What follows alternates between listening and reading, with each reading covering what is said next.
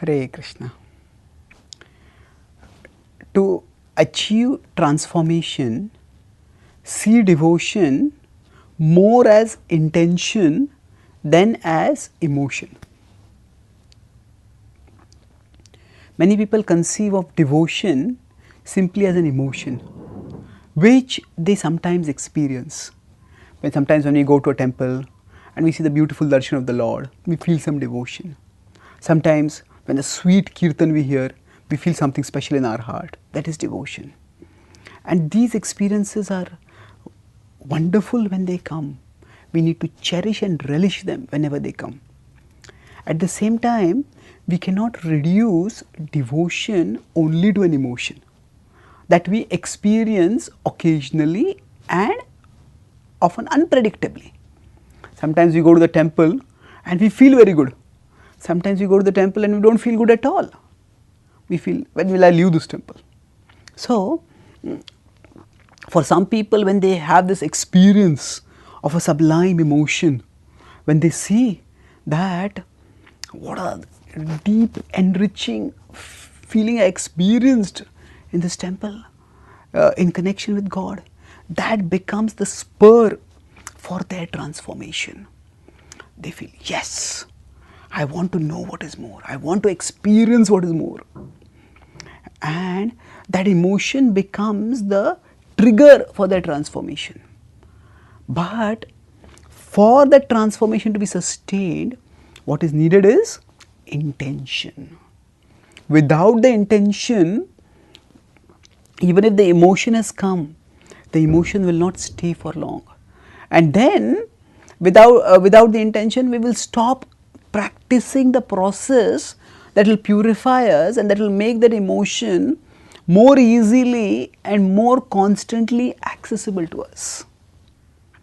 So, the Bhagavad Gita explains that the attraction to the transcendental that we experience is because of some spiritual practices that we may have done in our previous life.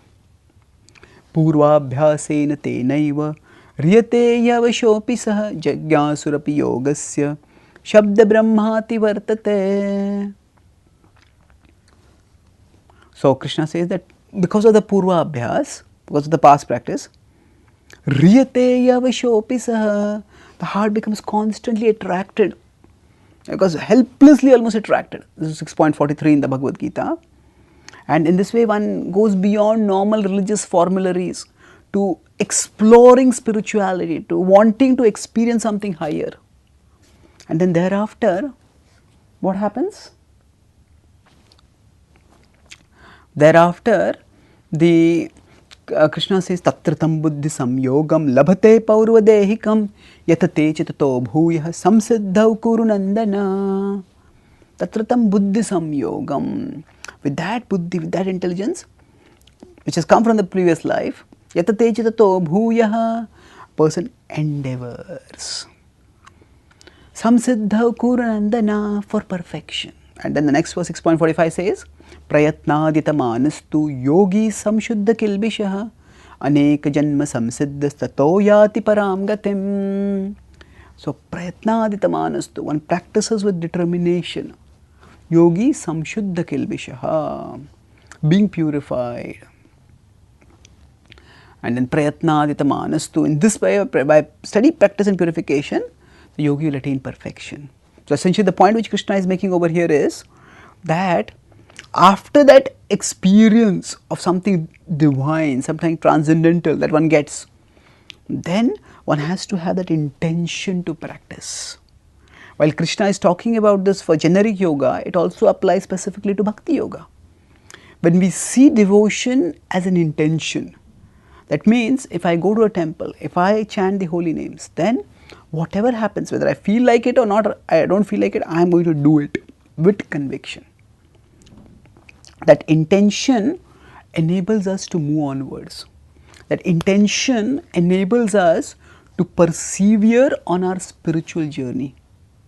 And after that intention is persevered, we become purified, we become connected with Krishna, and then we experience devotion as an emotion constantly.